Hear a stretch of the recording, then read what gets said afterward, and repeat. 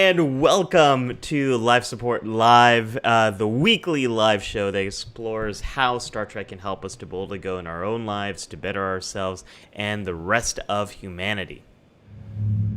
Hey. Oh, and. Yes, that sounds good. And along the way on our mission, we'll try to have a little fun too, as said by a famous starship captain who has a new series coming down the pike.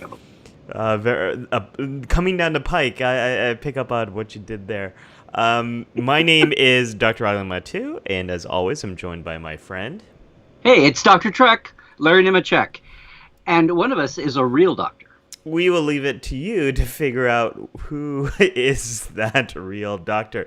So on today's episode, we are going to be talking the original idea here as submitted by you. I think this idea originally came from Jared, I believe, Larry.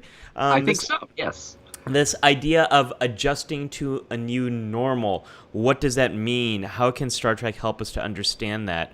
Or at least that's what we thought this episode was going to be about. We'll see what direction. A little spoilers for those of you who are looking up here at the title. That's not the direction we're going in, and we'll talk about why.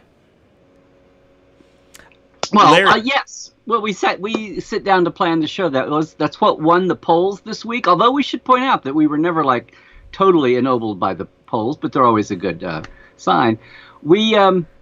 The new normal. We very quickly thought, what, are we in a new normal, or are we are we at the next plateau in the ladder or the stairwell, or are we still on the stairs? So, Larry, I'm going to poke you a little bit so you can move over. We're getting some feedback that people will... there you go. That's nice. There we go. Thank you. And yes, folks, brand new song. I hope you enjoyed that. We're getting some pretty good feedback about the song. Thank you, Zahir. Thank you, Jared. Scott. Yeah, it feels like the music in Tomorrowland. Or the music from Soren at Disney. So we got a lot of Disney fans in the comment thread. It took us a while to figure that out, and we are slowly building up to releasing this podcast. So that was a big step for us. It's along the way. Libby says, if one is a real doctor, is the other an emergency holographic doctor?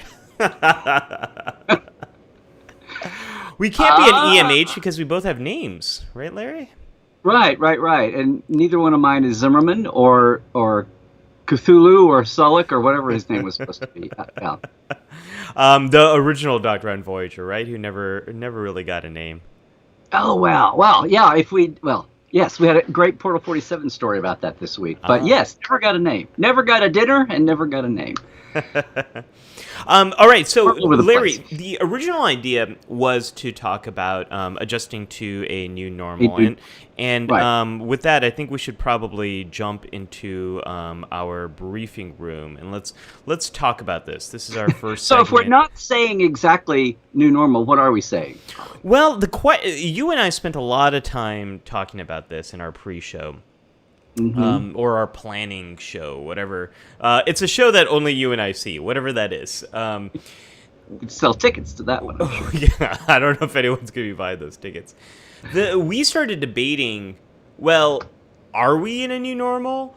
Is the new normal a unknown and just constantly changing? That's the new normal? Have we left a phase of the coronavirus in this world that we are in? Are we entering a new phase?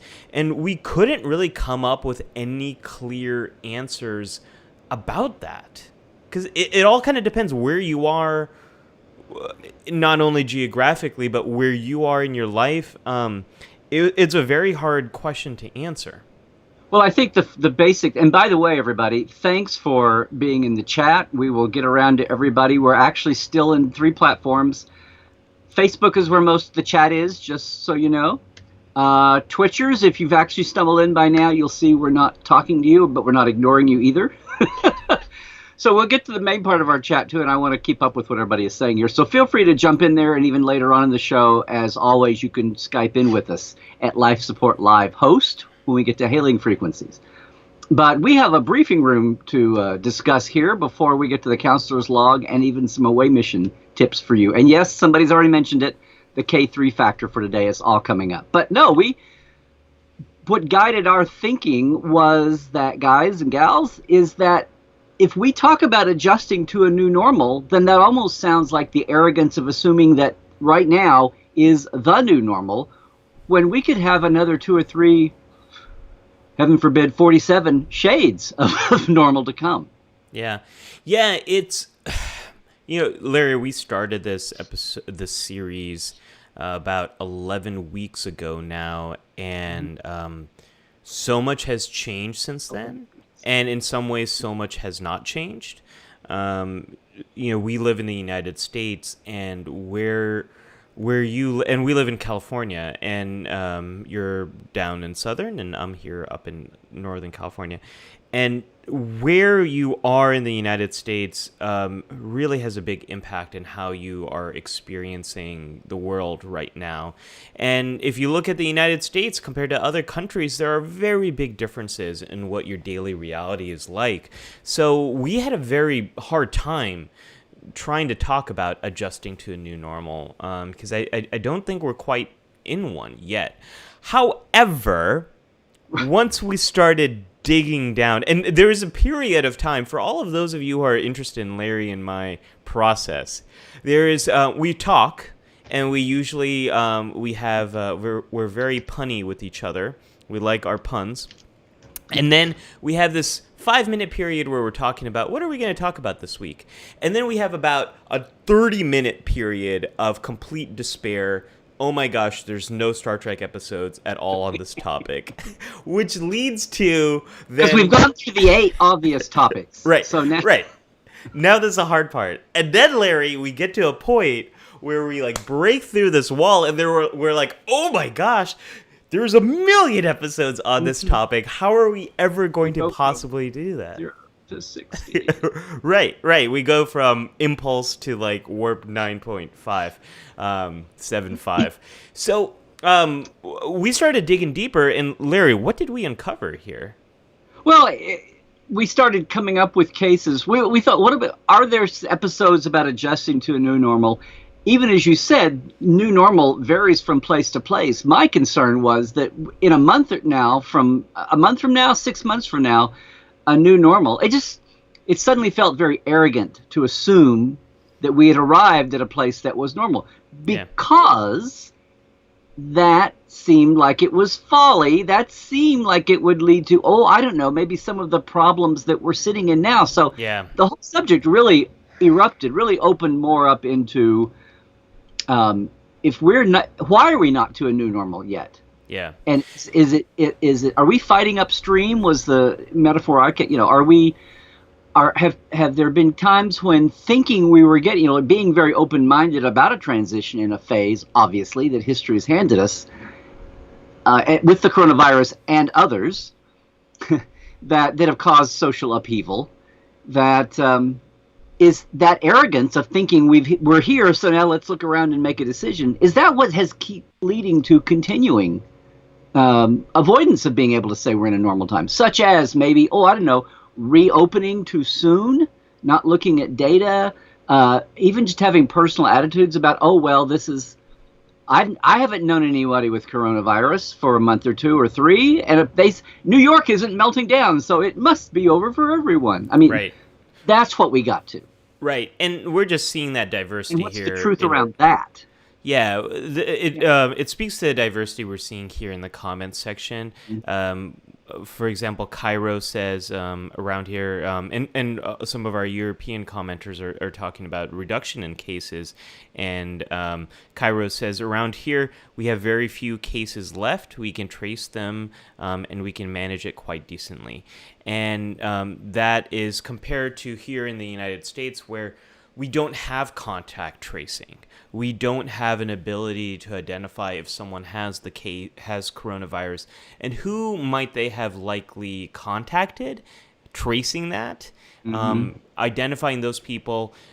We don't have that ability, and we are seeing some states where states that have opened up, like Florida and Texas, are really struggling an increase in cases. So, Larry, yeah, let's dive into that. And when we started talking about that, one of your favorite episodes came up. So I'm gonna let you lead us off on that, because I know it's one of your favorites. It came up, and we so here in the briefing room we'll look at some start, because this was difficult. We said in the beginning to find somebody in the comments here also said thinking about burnout and thinking about, in that case it was hard to find episodes, and yes, I mean some of these different threads, it was difficult to think, but our mind started settling into what are times when people chose a course of action too soon, and it just made the situation worse. Yeah. Yeah. So the first thing that popped into my mind, and again, we had to think on some of these, but the thing that popped into my mind was poor Commodore Decker and the Constellation, the Enterprise, and the Doomsday Machine. Because you can say, well, Decker, his actions, once he got his head together a little bit, were really the whole Captain Ahab complex. He was really obsessed with vengeance, avenging the death of his crew on this inanimate, inorganic, or was it, this killer machine, this doomsday weapon. But his actions basically, clearly, are a case of his emotions overriding his logic, even in the face of a vacuum of information. As they're trying to gather data, as Spock is trying to lead the effort with Kirk on the Constellation separated, and he becomes obsessed with getting back at killing the thing, even when he doesn't have all the right data to proceed on. And of course, it turns into the emotional, the character moment of him almost getting them killed.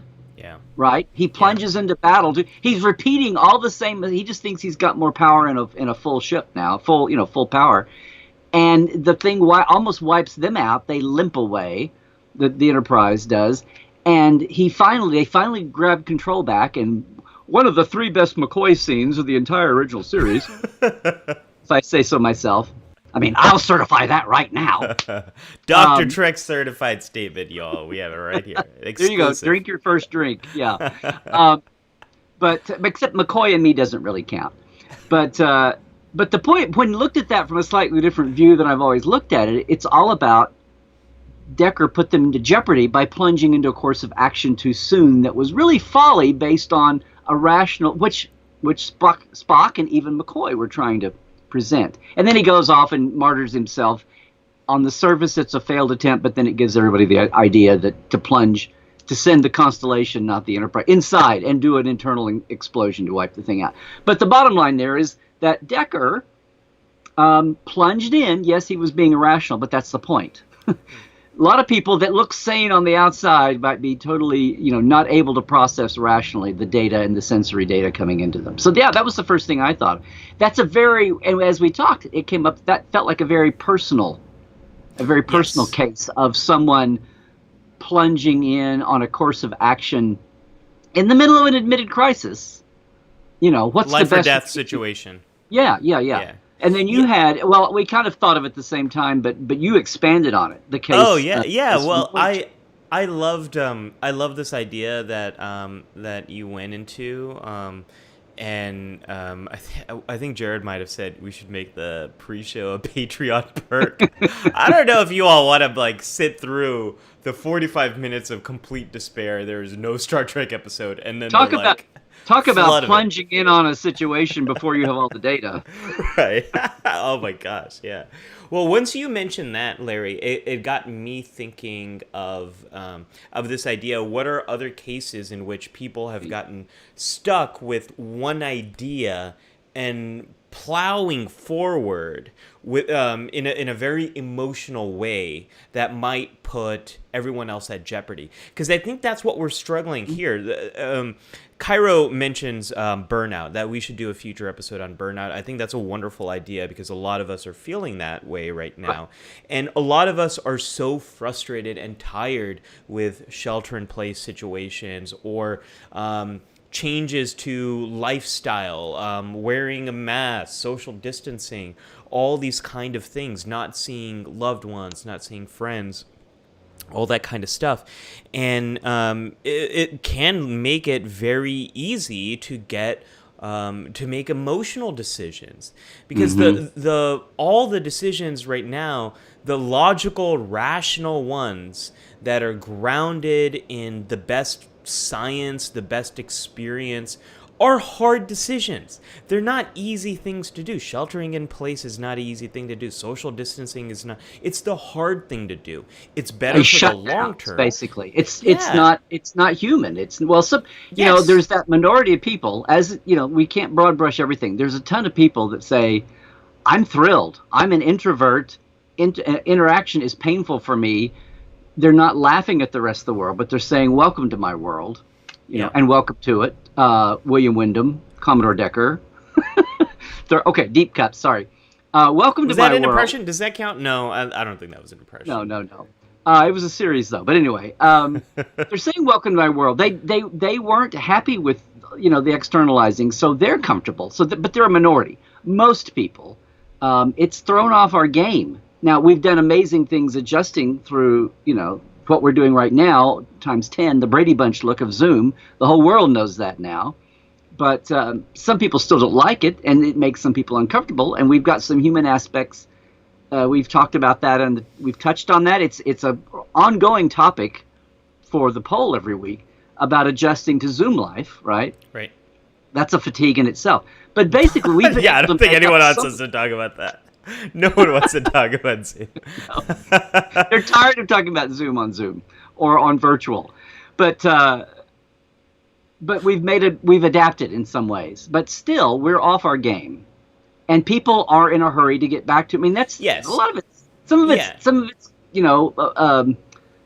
survival mode, because most of us are in a capitalist system and we're losing incomes, and people want to work, and they want to know that they're going to pay their rent and have food on the table. So there's very much a primal fear driving this too, as well as just our lack of interaction. Libby says, I love alone time, but now I'm alone 24/7 and it's too much. And I think that kind of summarizes this feeling of, how much more do we have to take? How much more do we struggle with this? And at what cost, as you were saying, Larry, the economics of this. So that immediately made me think of a Voyager episode that I think speaks exactly to this topic. This is the Voyager episode, Prime Factor. And for those of you who might not remember this episode, it's early. It's not quite as iconic as Doomsday Machine, and it doesn't have that beautiful score that Jaws rips off. But yes. You're on my soapbox. I'm on you. Oh yeah. I did a little internet search, Larry. I found a couple of blog posts that speak exactly to. They have a whole argument in favor of what you said. I'm on team. Well, then there are some islands of brilliance on the internet. Then yay. Yes, Larry Nemecek's Trekland would be one of those. The other is the Psych Show. Two islands in a sea of. No, there's other good stuff on the internet. Anyways, the Voyager episode. This is a Voyager episode where they encounter a alien civilization who has advanced transportation technology, even beyond their. Oh yes. Oh yeah. And this is something that can just get them home. And at this point, how far into the series is this, Larry? I was going to say, we're so early. If you put the slide back up, we are so early. Seska is still a Bajoran. Right. She hasn't been revealed yet. But for all of you Picard and Nothing Else fans, we're talking about the spatial trajector that I think. Maybe I'm wrong about that. But anyway, we're talking about a gizmo that can get them home in a huge leap, if not all the way, most of the way home. And it proves to be just too tempting. So we've had Maquis and Starfleet barely working together, but they're all still terrified of taking 70 years or more to get home, right, to Earth. And so it's interesting. The show is it's called Prime Factors because it's very interesting to see what happens when following the Prime Directive, when the shoe's on the other foot. Right. Dan corrected me here that it's Prime Factors. I think I said Prime Factor. Yes, thank you for that, Dan. I didn't. Yes, it's hard for me to correct another colleague. It's easy. It's easy in the comment section to correct.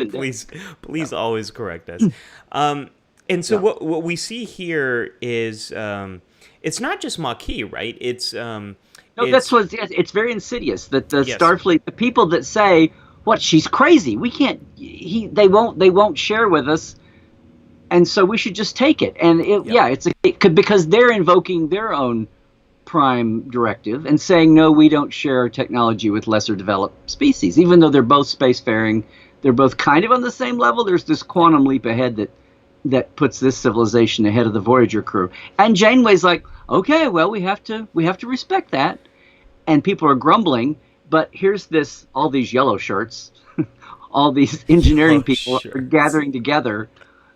Surprisingly, even eventually with Tuvok, which is what really gives this show a spin. But they actually go and just steal it when they won't loan it to them. Yeah. And of course, they try to integrate the device and it blows out the engines. Yeah. I mean, I would be remiss if I did not pick up on your quantum leap reference there. Oh boy, Larry, that's oh boy. Oh boy. That is your first impression of the show. A deep cut that does bring you back to Star Trek as well. Yeah. I think that's how the theme song went to Quantum Leap. Well, it's not our song, so okay. No.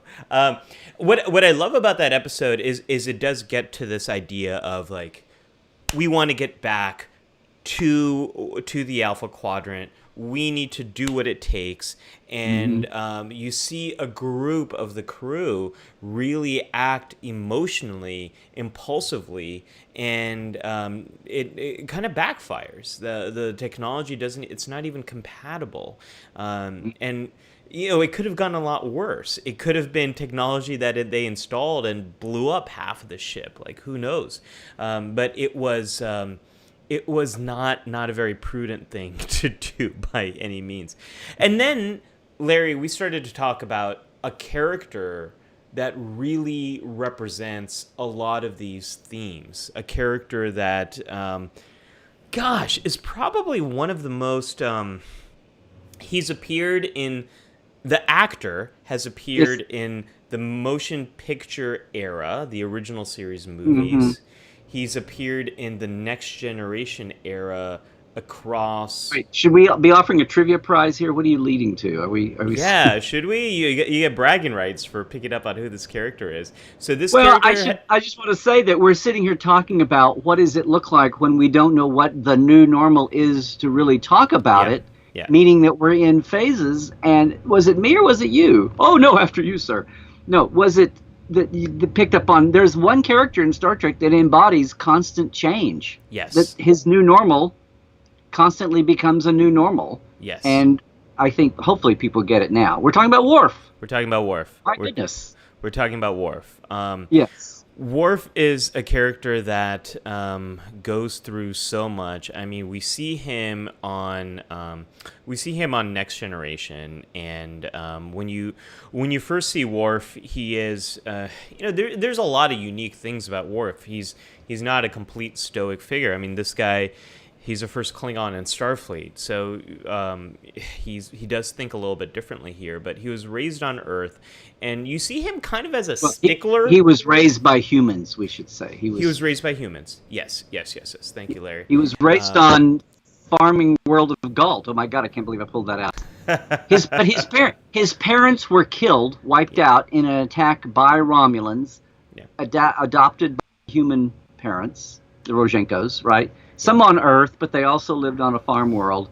But yeah, he had a really interesting background, a one-of-a-kind, unique background, and that's what leads to his problems later on. Yeah, he, in The Next Generation, is kind of a stickler. He's very much a rule follower. Like, things need to be a certain way.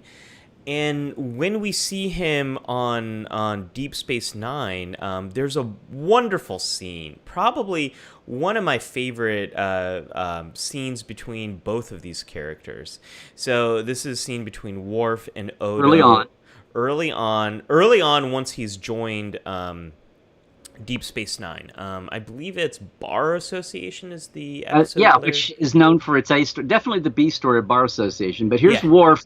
Who's evolved over his Enterprise D tenure. He's left the crew. He's gone off on his own. He was ambassador to the Klingon Empire for a while, but he's mucked around. But he's finding himself at that point, and he winds up in the middle of the Klingon invasion of Cardassia, which revolves. But he comes to the crew. Well, his old division was security. He started in command division, but he wound up in security for the years, and he cannot stand. He thinks Odo is a loose cannon that's not doing a good job. And the tension of the B story, finally, of the Bar Association is all about when Odo has had enough. Right. Yeah. Criticism. And he pulls up this pad, or he looks at a monitor. The internet too. Yeah. And he pulls up, on Stardate, this is this. Here's what you did on the Enterprise. And on this Stardate, here's something you completely neglected, and goes through this whole list. Like, you let Ferengi marauders take over the Galaxy-class starship. And Worf is just kind of sitting there like, and it's this wonderful moment of, look, things do not, on Deep Space Nine, things do not work the same way as they do on the flagship of the Federation. Hey, Worf, you have to be flexible here with what you think about related to security. And it all pans out because Odo was going soft on Quark because I think Quark was going to lead him to more information about like a bigger bust and that kind of stuff. And Worf is just not used to thinking that way. And Larry, I think. Well, what's unique about Worf before we go any further with his arc is, I was talking about how what's unique about it is he's one of the best characters in all of Star Trek. But go ahead, yes, please. They eventually brought this out even in a meta way within the show after I think fans kind of chatted about it. Was that it's like Worf is like the impossible Klingon. I think when people are, say, American and they're raised in another country, they have a little bit of their culture with them, maybe with their family, or even if they don't. Or if you grew up in a part of the country and you're taken somewhere else, and it's like for part of your identity, you cling to everything from your homeland or your home place, your sports teams or your ways of doing things or your accent. Worf is like the most Klingon ever, to the point where all the Klingons come by and go, "What is wrong with you?" Yeah, relax, man.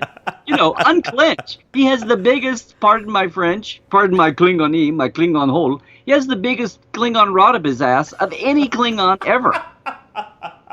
But at the same time, that I'm sorry if I got too technical there with my psychological descriptions, but that's also what saves the day at times, because when the rest of the Klingon and even the entire Empire is falling into dishonor, he's the one guy saying, "Hey, I thought here in the Klingon manual it said we were all about honor," And there is a chance where it took a case where it took that Worfness to save the day, right? But for a lot of the time, Worf is the most Klingon you'll never meet in real life. Right. Because it's because his parents were wiped out, because he grew up an orphan raised by humans, because he grew up on other worlds, not Kronos. Yeah, I think Martok later on tells Worf, basically he says, you need to loosen up. You got to have fun. You got to feel. You have to enjoy life as well. That's as much as being Klingon as all the traditions and rules and honor and all that sort of stuff. It's almost as if Martok was channeling Pike there for a second and said, "Right, we've got to have a little fun along the way." Right. I love this quote that Dan reminded of. "I am not a married man." And there you have impression number 2, folks.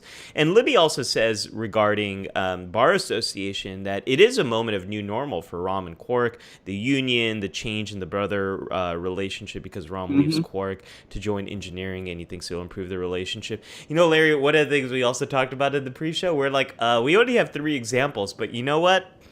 The chat, the community is going to bring up way more examples of I'm not going to say the chat room's going to save us, but the chat will, our chatsters will greatly, illuminate and elucidate. Enhance. Yeah. They enhance. And I love Cairo's reference here. "Maybe you all need to adjust to me" is another line that Worf has.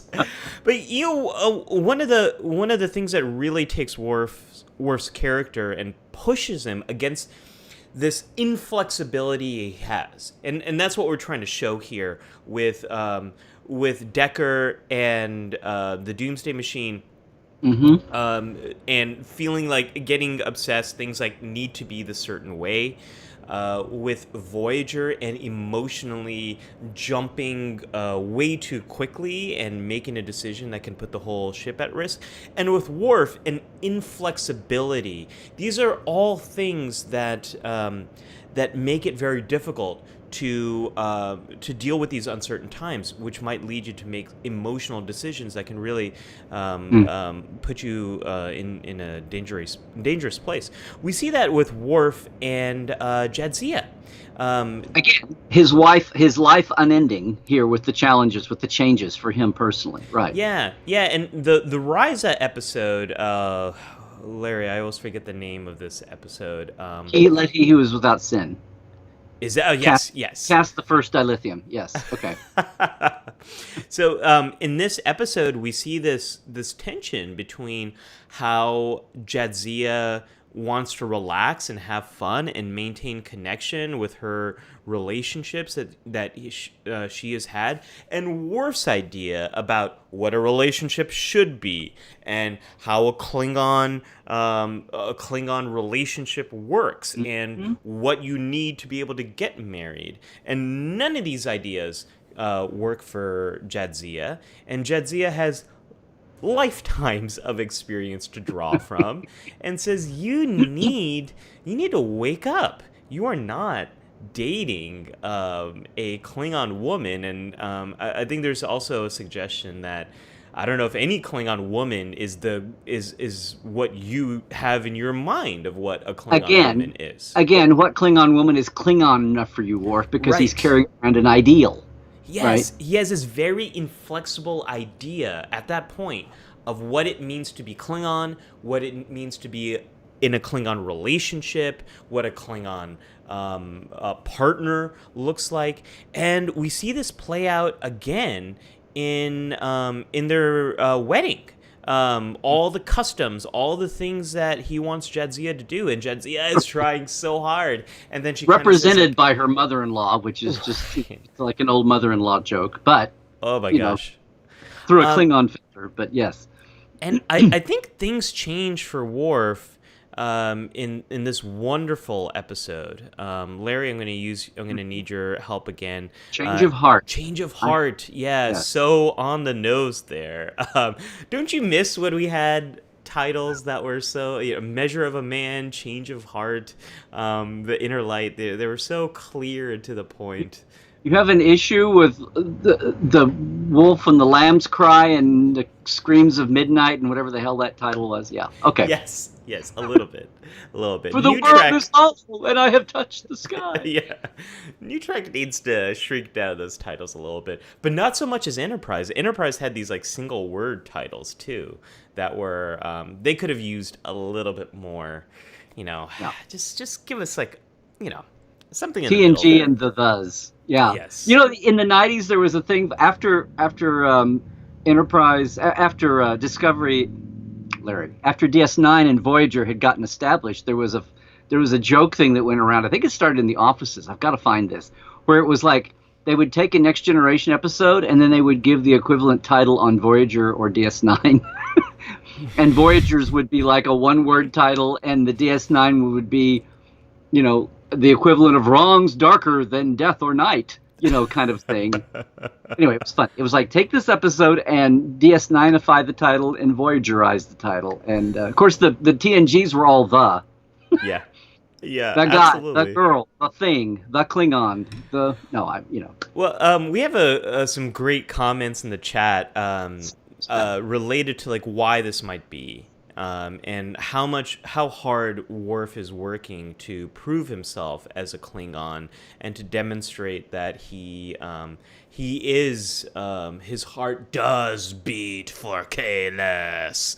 I don't know who I was impressing. There's a little Gowron there. Like maybe I need the Gowron eyes. Worf, does your heart not beat?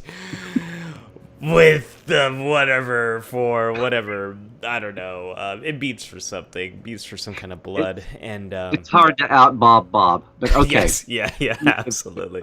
And yes, the chat room is putting the support in life support. But when we get to Change of Heart, we see Worf do something that I never really thought he would ever do, and I think it's his most Klingon moment, where he disobeys his orders to save his wife. Right. And it could have been a huge game changer if Worf was able to make that rendezvous, get that information, bring it back to Starfleet. It would have given him a big advantage in the Dominion War. But Worf goes, no, you know what? I love my wife. She's more important to me than anything. The Federation be damned.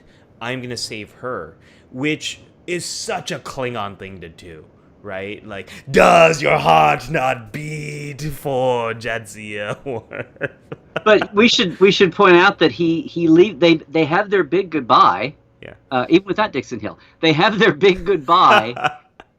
And he's going to be duty bound. He's going to leave her behind to get the information out in a timely way. And they've said their, sad tearful farewells, and which was interesting because this was just a few episodes before they killed Jadzia off, and the rumor mill had already started that it's a little bit like the fake death of Spock at the beginning of Wrath of Khan. And he leaves, but so he's going to be duty bound Uber Klingon Worf. And he leaves, and he has that moment where he turns around and goes back for her. And then he gets chewed out. Cisco chews him out because he has to. But it's like, what are you going to do? What are you going to do? Picard was right. Never marry the people in your command when you have to put their lives in danger. So, but that was last show. Yes, but it was definitely a turning point for Worf and Jadzia. Because the core thing here, if you want to ship this, the core thing has been, the whole point of this was there was an attraction between those two that could not be denied. That even the writers didn't know. It was the chemistry between them early on was completely there if you rewatch DS9. Right, from his pilot, From Way of the Warrior onward. But the point and it was never there with Worf and Troy. That was bizarre, Larry. We all know that. But that was like senioritis or something, the last year of the show, and they had to jump for New Hope or something. That would be like, I don't know, the last year of Voyager putting Seven and Chakotay or something together, just for the hell of being the last year. Whatever. Yeah. But no, it's like that there was always the attraction, but that's what made all these trials and tribulations of Worf, that's what made them work. Because at the end of the day, that love, that bond, that spark is what brought him through. And brought him through that hoop. And Linda mentions, and also with Ezri too, Linda, you just read our minds, because that's where we're going to take this character, is after Jadzia dies, and Ezri enters his life, which, okay, are we just ignoring those trilled rules about new hosts shouldn't make contact with their past relationships? I guess we are. Season 7, unexpected, unplanned for death of a character. Let's do that. Right. So when Worf has to deal with Ezri, one of my favorite storylines here related to Ezri is this relationship and how the two of them move forward, and the struggle that Worf has, like, Jadzia is dead. Like, she is gone. I want nothing to do with you. We see that inflexibility again. And over the course of season 7, not only are they able to become friends, but Worf is able to support Ezri in her own goals, in her own pursuits. And everything gets tied up very neatly in a bun there very quickly. And I think it's weird. Well, they actually, I would give them a little credit that this did string out for several episodes. Because it winds up being a triangle with Bashir, which is bizarre considering where Jadzia and Bashir started out. But which gets a new the beginning of their relationship, or at least in his mind, gets a whole new look recently in the times we're living in. But that's a whole other episode. But no, it's And it's not even about being Klingon. This is about just being a human, being a Klingon being. This thing of he's lost his wife. It's a tragedy. He was broken up about it. It took him a while to heal. And then, damn it, the Band-Aid is ripped. It's not just a Band-Aid. The wound is ripped wide open again when she comes back, but she's not her. So you're caught in this, this Neverland here where he can't go back to her, and yet he wants to, and she doesn't feel the same way. And he can't mourn his dead wife because here she is walking around right in front of him every day in a way. And so, yeah, sorting through all that in a very weird science fiction way, it could be an allegory for the relationships that we have where we're obviously apart, but we see the person still and have to work. And can that even work? So, but yes, it's another case of putting Worf through, it's another case of a new normal for Worf and his never-ending chain of what new normal is for him. Yeah. And they do eventually get through it. But I was just going to say, to the writer's credit, they strung that out because Bashir was in distress as the other guy for 3 or 4 episodes there until they finally wrapped up their own little end of the triangle. Yeah, but it was sweet. It was sweet when Worf found his way to that moment we just had there. Zahir just asked a really great question that has me thinking, Larry, which is, was that the Klingon thing to do? To save Jadzia and screw the mission, or is a Klingon thing to do to have her die in an honorable way so that she goes to Sto-vo-kor? Well, see, there you go. She certainly would have died with honor for Sto-vo-kor. They actually did a ceremony later on after Jadzia dies to do that very thing. Right. So they do, yes, whatever Jadzia was going to do, it was going to get her there. So Worf's line. So that is then another example of Worf becoming someone who does develop more flexibility in his thinking. And maybe in that moment, he's doing something that's not Klingon, not Federation, but 100% Worf. I don't know. But it shows a really transcends definition. Yeah, it shows a wonderful arc here, and in the spirit of not beating a dead horse, let's move over here to the counselor's log. So there's two. This is the part of the show where I bring in some psychological science to help us understand these things. And Larry, there's 2 big ideas that stuck out for me when we were talking about jumping forward emotionally in a way that might put yourself at danger, your community, your ship, your crew in danger, and about thinking more flexibly as we encounter these new kind of situations. The first is groupthink. And so if we go back to Doomsday Machine, and if we also look at prime factors, that was the name of yes, prime factors. Both of those episodes do show us the danger in thinking a certain way. And I think the Voyager episode gets closer to really showing us this. And so what happens with groupthink is when you and the team that you are in, the group of people that you work with, when dissent isn't really encouraged or allowed, or dissenting voices are silenced, and maybe you have one very loud voice in the room who says we're going to do it this way, and there isn't really much an opportunity to debate or discuss. It's kind of the opposite of what we usually see in most briefing rooms, actually. Usually captains want to hear dissent. They want different opinions. Picard, Cisco, Kirk, Janeway, all the great captains do this. The greats. All of them. But groupthink is the opposite. Groupthink is when you say it's going to be this way, and dissent is not really encouraged. Some of the biggest disasters that we have seen, the Bay of Pigs invasion that the U.S. did, that was a groupthink, was really blamed for that. The Challenger explosion, it was groupthink that was identified as the problem that led NASA engineers to create that vulnerability to that ultimately led to the destruction of Challenger on liftoff. To create the vulnerability, but also to launch in sub-zero weather without going through all the checks. Yeah, you got those layers there of groupthink. And the most important thing for a team to have is permission for people to voice dissenting point of views, different point of views, for people to say, are we sure this is a good idea? And if you don't have that,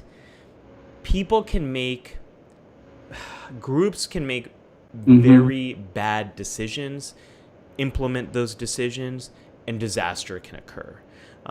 Supporting Hitler through World War II. Well, on a mass cultural scale. Yeah. And we're seeing that kind of groupthink, around the world now still. So it's not even. I'm not even jumping on my German friends at all. I'm jumping on history, but it's human nature, and it's like human nature often extreme. And sadly, we can all kind of look at this and say it's not even an extreme case. We see the roots of it happening, around the world. When yes, groupthink written in politics can be a very dangerous thing. Yeah, I mean, there's some conversation here about cults in the comments section, and we see that with Dukat and the cult that he forms, the Pa Wraith cult. That's a really great example of this. It's a great example of what we talked about last week with cognitive dissonance and motivated reasoning, that Dukat really tries to pull one over on the cult, and have some people start to believe that. It's very hard. It's very hard if you're in a team environment where you can't say no, or you can't voice a dissenting point of view. Really bad things can happen, and I think to some degree we've been seeing that here in the United States in our response to coronavirus. The other thing here, Larry. I was going to say, name your clinker episode of any Star Trek. Yeah. And you go back to the writer's room. There's another case of code of honor. I don't know. There's a case of oops, writer's room groupthink. Everybody thought this would be great, and oops, it didn't. Yeah. Yeah, I think Robert is asking a good question here. So when one is outnumbered by many, how is that one? How might that one influence and control so many? That's a really great question, Robert. And so this is more at the organizational level. Teams and families and friends. It's not just about the workplace, but this is also true of friends as well. I mean, how many of us have been in a situation where some friend might have made a suggestion and you're like, that's not a good idea, but it's just not, it doesn't feel like an environment where you can speak up, and you kind of go along with that bad idea. I've definitely been in that situation myself. There's two ways to think about this, Robert. So number one is organizations from the top down really need to value dissenting points of view, because it keeps us safe. It's a safety mechanism. And one of the ways you can do that is if you are in any type of leadership position, you can tell people, like, we want to hear lots of perspectives. We want to hear how this might not work. I want criticism here. And another way to do that, I really like this strategy. This comes from IO psychology, which is like industrial organizational business psychology, is you can appoint one person in each meeting to be the devil's advocate. And their job is to argue against where the group is going, to play the devil's advocate. And that person is a rotating position. It's not like always Larry has to be the devil's advocate. So it doesn't always has to be the bad guy. Yeah, exactly. That's like newspapers and some other organizations have ombudsmen. If they don't initiate the pushback, they're there to represent the people that do have pushback. Yes. Kind of be it. Almost like we have these supposedly independent, what are the IGs? The independent inspector generals that are supposed to be the independent watchdogs within federal departments. Right. When they're not being interfered with. But that's their job, is to be the separate, but part of the team, but the separate part of the team. Yeah, and Cairo is saying here that I've actually learned not to voice dissenting opinions on the internet because it tends to go very badly. And the internet is a different use case here. But when you are working with teams of people to get at that, Cairo, it has to be valued. You have to, and that's what all the captains show us, is the captains present the problem, they get ideas, every division senior staff officer voices his ideas. And how many times have we seen Worf tell Picard, I don't know, I don't trust them, maybe we should just blow him up? Like, right. He got a little more nuanced as time went by. As time went on, yeah. And Picard would always listen. Never say, that's a stupid idea. Like, shut up. Don't ever tell me that. No. All the captains do this. They all listen out. So it has to be valued. The other way, so if your organization does not do that, the other thing to remember here is if you're really concerned with your family, your friends, your team going in a certain direction, if you speak up, there's very good research that shows it makes it incredibly easier for everyone else who also has that concern to speak up. The barrier to voicing your concerns completely drops when just one other person expresses a concern. And I've noticed this time and time again in my life when I've been in these kind of meetings is the moment I say that, like, other people might nod their heads and they might also express it. So I know that's hard to do, and I know in situations where if you feel like your in job every might revolution, there's one man with a vision. Yes. It's a very hard thing to do, but if you are in a situation, if we're dealing with a Bay of Pigs or space shuttle Challenger kind of situation, life and death, you have to speak up. It'll make it easier for everyone else too. And one more thing in the counselor's log about Worf is this idea of psychological flexibility.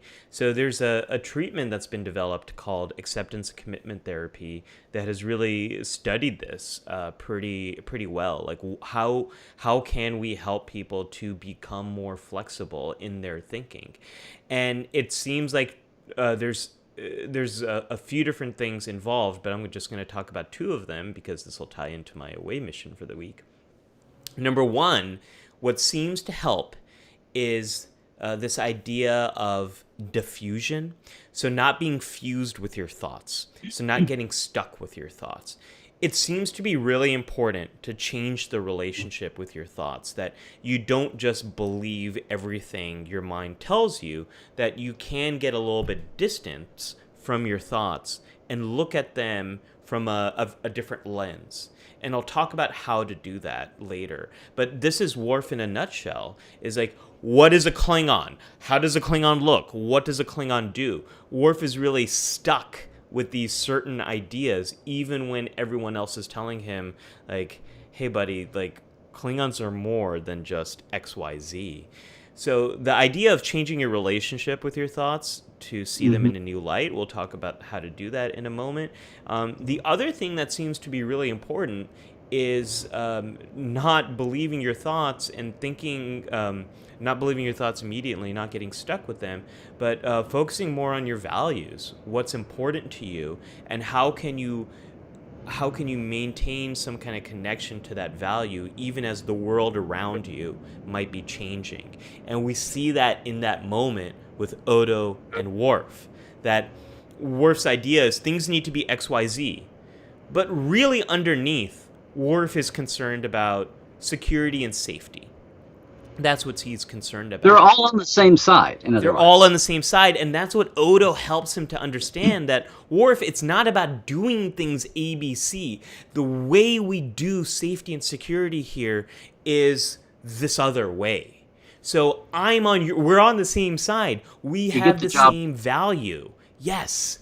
But the way we do it is different. So I'll talk about how to do those things in a moment. But Larry, I am excited for today's K3 factor. Yes. Today's the K3 deep factor. cut, which is an idea. It gets back to the original series, the K3, but this could be a deep cut in any direction that maybe people haven't considered before. So I'm very excited.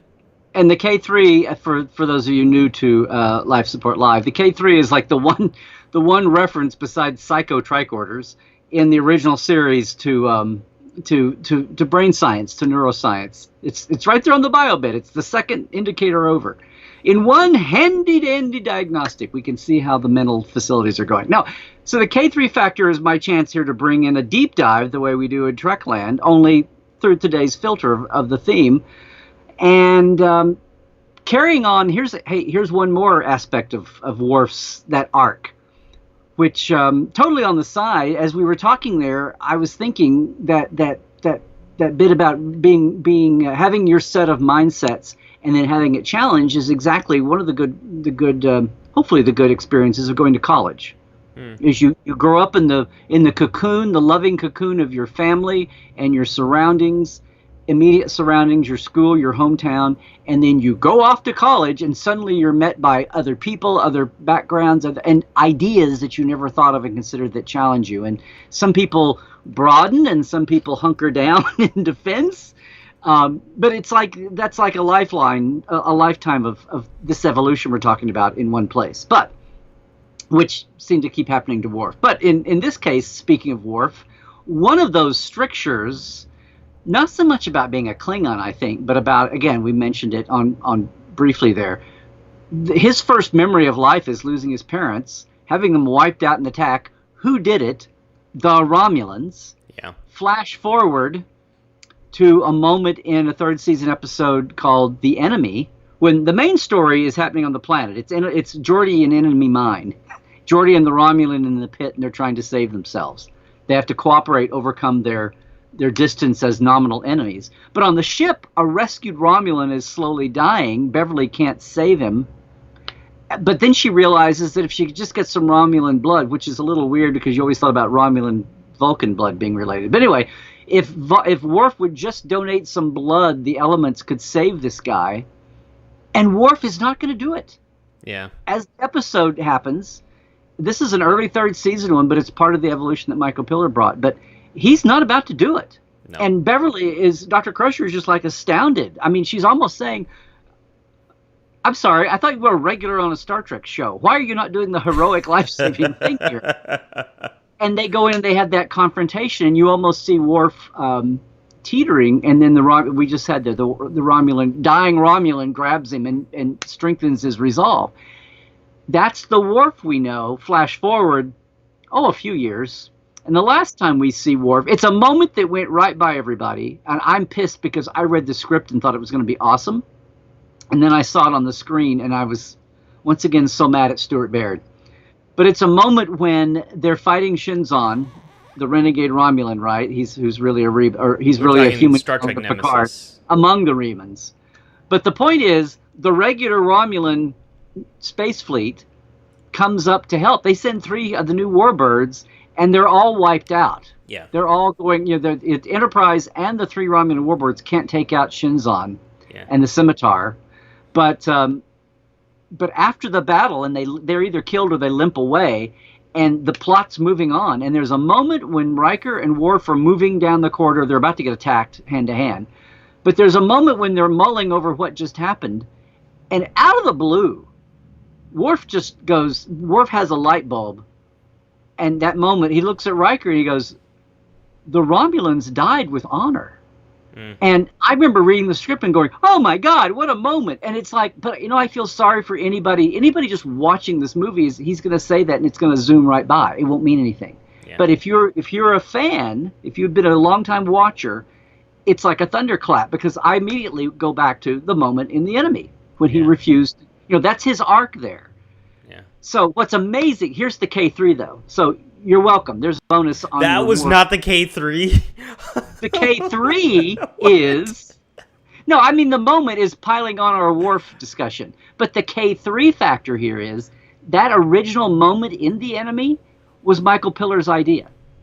And when he told the rest of the staff that, they reacted the way Beverly does. They're all like, wait, what? This is Star Trek. He's a regular. He's a hero. He can't cause someone to die.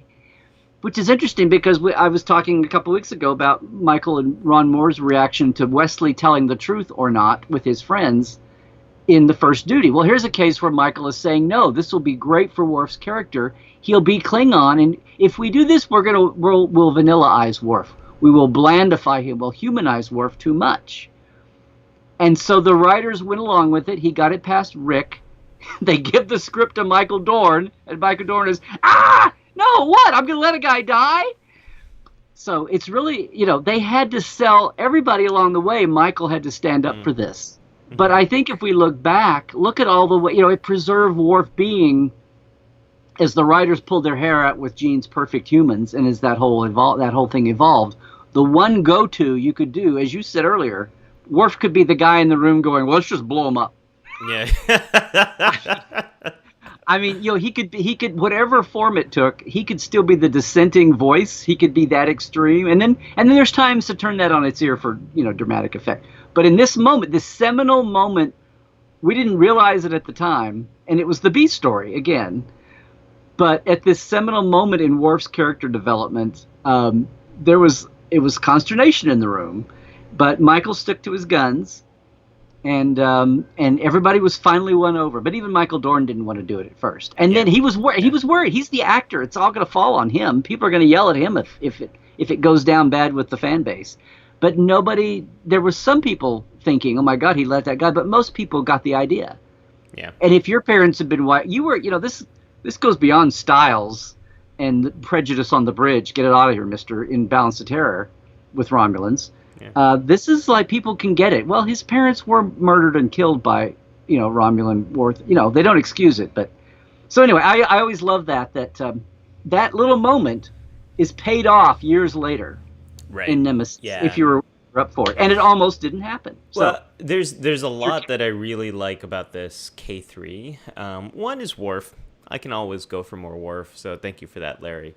But another here is.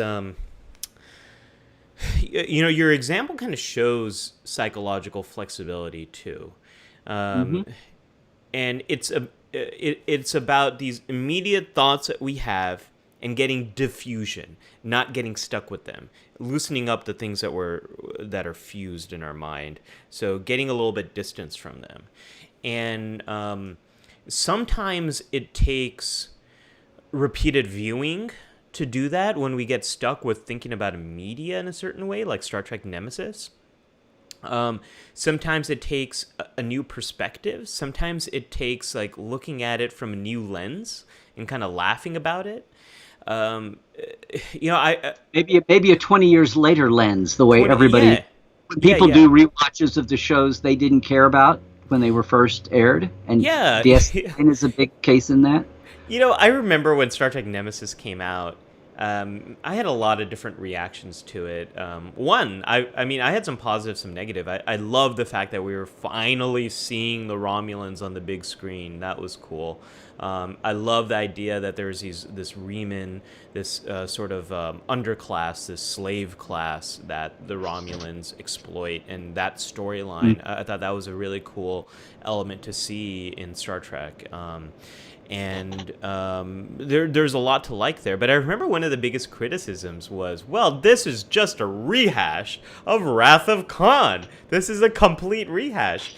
And then a few years later, we have Star Trek Into Darkness, and people are saying the same thing about it. And I'm like, folks, what happened to everyone, complaining about Star Trek Nemesis now? Like, do we see Nemesis now in a new light?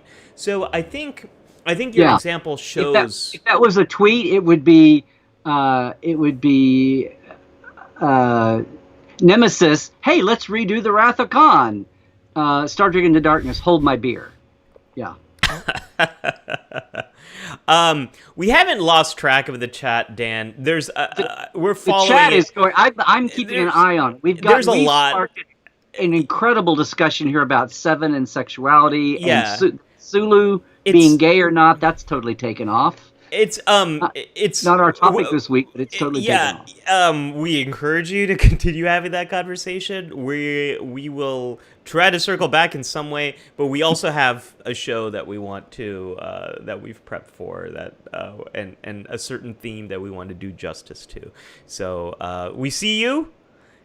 We encourage your conversation, and we are also boldly moving forward now. But your example, Larry, is a good one that shows this emotions versus logic in uncertain times, because it does show some flexibility in how you're approaching Star Trek Nemesis, getting unstuck with some of those ideas you might have about how it was shot, the direction that film went in, what value there is to these character moments. So I love that. As I think about it, it also gets back to our topic about the dangers of groupthink, Yeah. or just the opposite, where you're allowed to express the idea, but then what? Are you just tokenly allowed to express it? Of course, it has to do with the power structure. But in the meta sense, in that case with the enemy, Michael Piller was the showrunner. He was only outranked by Rick Berman, but still, he stuck to his guns. If you notice, he tended to win most of the arguments. So some of that is his position in the hierarchy there. But so along the line between, and the actor involved wasn't Patrick Stewart, it was Michael Dorn. Yeah. So there's hierarchy on the actor side too. But in a real world, you've got a case of Michael not being inflexible, but the one who's got the idea worth listening to and converts everyone else. Yeah. Right. Yep. And Right? I would say so that's a groupthink didn't good happen. that's a good example of dealing with groupthink. That we had people who spoke their mind and said, no, this is not how it should be in leadership. Yeah, on the actor side and in the writer's room side. And sometimes you need that disagreement to clarify, oh, this is a good idea, or maybe rein it back a little bit. Larry, another example of that, of fighting groupthink, is the original idea, Ira's original ending, I think that not original ending, but an idea he had was to have Benny Hill, the last episode ends with Benny Hill sort of waking up, and he's on the sound stage on a Paramount lot. Benny Hill? Benny Hill, wasn't it Benny Hill, Cisco? Benny Russell? Benny Russell, I'm sorry. Where's Benny Hill? Benny Hill needs the fast motion music from the BBC. I don't know the British comedian. where my mind pulled that from. I have no clue. Where that came from. That's how DS9 was originally supposed to end. Yes, with a Benny Hill fast motion exit off the station. Oh my gosh. These are the times where I wish I could edit what I just said. Here's the chat room. Here's us. It's just this. Okay. So the original idea or not original idea, again, Ira had this idea of having the show end, and we realized it was sort of all a dream in the mind. Like the St. Elsewhere snow globe ending. Exactly. And I think it was international symbol for snow globe. That's what that is. Right. Okay. I think it was Berman who said, well, okay, so does that mean all of Star Trek is all a dream? Like, where does this begin and end? And as they had that conversation, I think it became pretty clear that, like, that's not a good idea for a larger franchise. But sometimes you need to be in a place where you can express these dissenting points of view and know when to pull back or when to move forward. So with that, Larry, let's give an away mission here. This is... I'm sorry, Ali. I just had this mental image of Picard and his kids in the Nexus. You see the kids playing with little DS9 figures, and then they all put it back at a... They fold up their playsets kit and they put it. I'm sorry. Yes, it all was a snow globe, Rick. It all was a snow globe in the Nexus. But anyway, yes, I love Scott's idea. Someone make a meme of Benny Hill seeing his reflection in the window of DS9. Oh gosh. Okay, away mission. Let me wipe that embarrassment sweat off my forehead.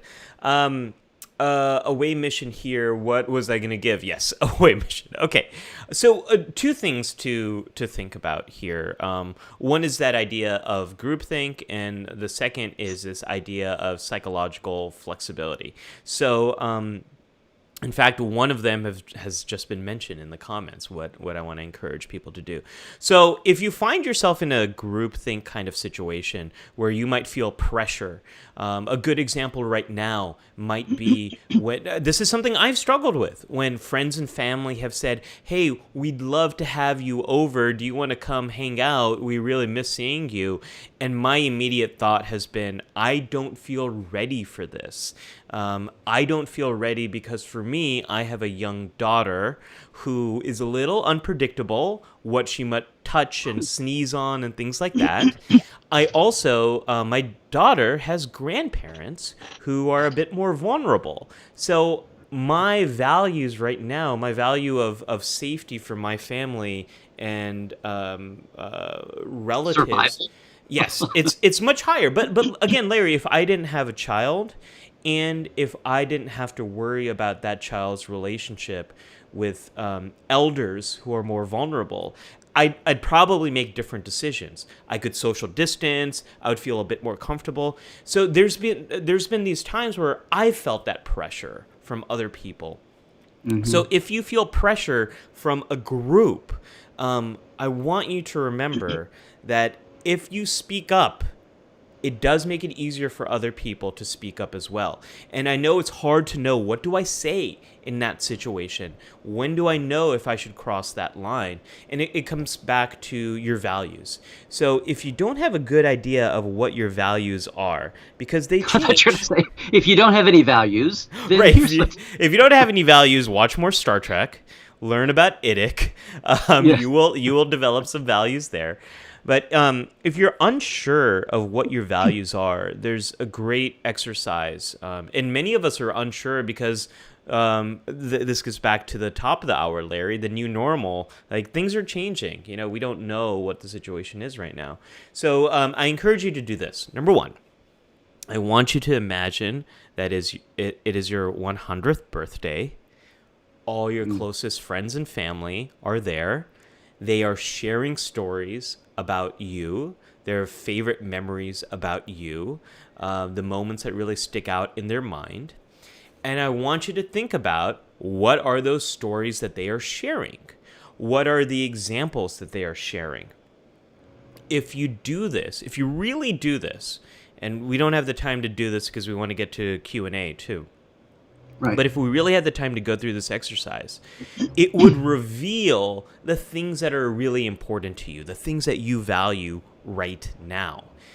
Mm-hmm. Then, armed with that, you can make decisions about how to move forward in your life. Like, what are your values? For example, for me, my value of safety for my family has skyrocketed in these last few months. That was not something, Larry, I thought much about. You were so careless. You were such a risk taker. Compared to now? Oh, yeah. Compared to where I am now, I was much more, I approached a lot more risk than I do now. Hey, everybody, look, it's a home plutonium kit. Let's have fun. Let's rub it on our face. But, trying new things and saying yes to get-togethers before thinking about it was something that I would always do before.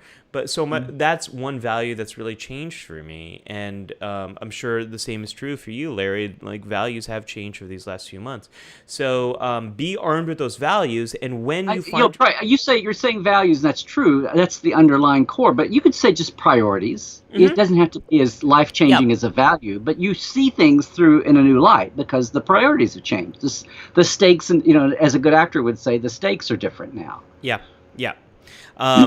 Absolutely. And when you're dealing with, getting back to the title here, emotions versus logic in uncertain times, values, or if you want to call them priority, or your mission, if you want, if we want to get back to Star Trek here, they're the compass that will guide you through the disarray of emotions and logic in uncertain times. They're the things that will ground you and help you to make decisions about how to move forward.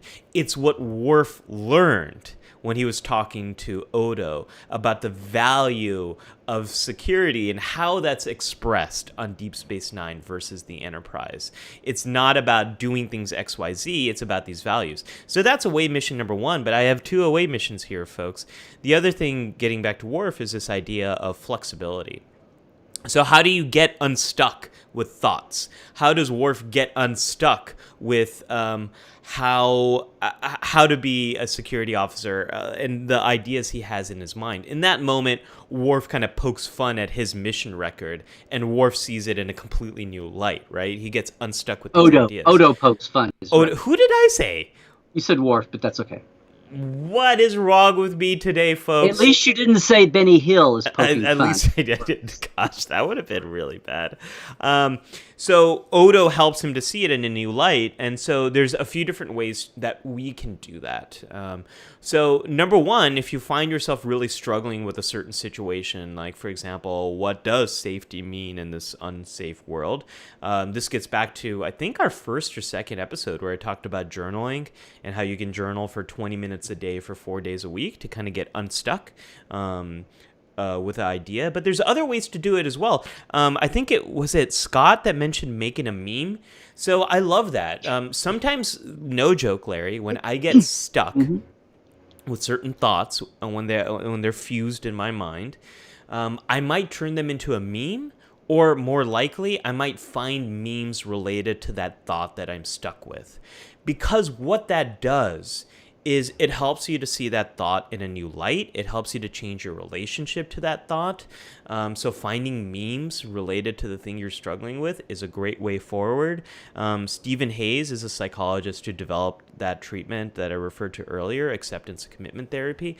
One of the things he talks about is, can you approach your thoughts in the way a comedian would, sort of making light of them and kind of making fun of them? That can help you to get unstuck with them. Another thing to consider is, can you sing them out loud? Can you give them a voice? Like, doing little things to approach them in a new way can help us to be more flexible. And it sounds silly, and it sounds kind of like frou-frou and all that sort of stuff, but whatever works for you to change that relationship is something that is super important when you're in uncertain times, to be more flexible and to move forward. It's a neural or emotional reset button. Yeah. Did you freeze up? If nothing else, try plugging and replugging. Try on off. Try whatever. That's a great way to think about it. Refresh is not quite as extreme as an on off, but yeah. Yeah, that's a really great way to think about it. And it's something that a lot of people who are involved in design and all of that kind of stuff, if you feel stuck in your project, they'll do things like this to get unstuck, to approach the problem in a new way, to see it in a new light. That is the away mission, folks. So with that...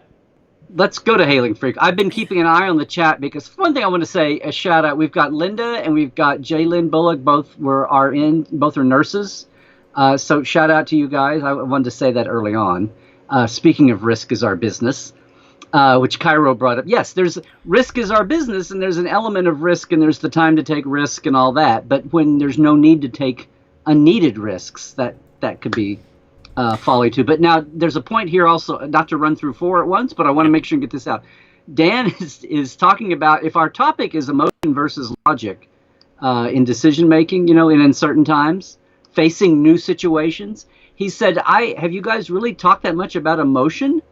So I just want to clarify, when we talk about Decker being so wrapped up in his obsessive need to redeem himself, to avenge. Yeah, that was kind of emotional. And it's like when you're I don't know what the psych terms are. Your endorphins are flooding. I don't know what it is. But when the emotion of groupthink happens, that kind of stampedes and takes over individual rational thought, the way we were talking about it's hard to be the lone voice that sticks up for something. You might ultimately be wrong, but at least you get an airing. At least you get the floor to throw it out there. And then maybe if a second maybe there is no right wrong. Maybe it's purely a matter of majority minority decision, but at least to take an airing, to at least get something considered by the group, whether it's your family and you're debating what to do, or it's your work group or your party group, or it's your entire country, your entire globe.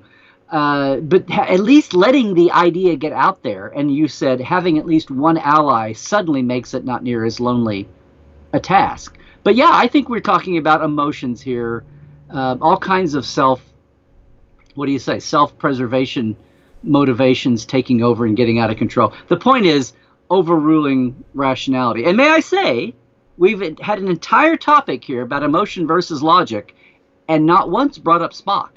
Yes. Which is something for a Star Trek show. Yeah. When we think about emotions versus logic, I think we've seen we've seen this play out in the conversation. So emotions is sort of emotions are super helpful in galvanizing your body to quickly change and react to the present situation you're in. That's why we have emotions. Primal, almost. Emotions help us. They keep us safe. They snap you out of the situation you're in and help you to respond immediately. But emotions are they are very immediate, and the more logical side, the analytical side about how things should be and kind of planning is wonderful until it gets you stuck. And ideas of how things have to be, and inflexibility and all of that sort of stuff is something we've been talking about there. And the path forward is really about clarifying what your values are, what your priorities are, what's your mission, and how do you move forward with that mission flexibly. That's really what we wanted to get across today. Is those are the two skills that are probably the most helpful when we think about the new normal, is what's important to you right now and how can you move forward with that in a flexible way. That's what's going to help us to navigate all this sort of stuff. Larry, we have a long-time viewer here who wants to, long-time member of the life support community who wants to join our conversation.